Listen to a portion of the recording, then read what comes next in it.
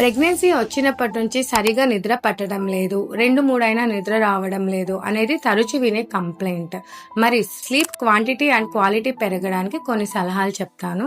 Follow consistent schedule. ఒక time fix చేసుకుని అదే టైంకి పడుకోవడానికి అలవాటు చేసుకోవాలి.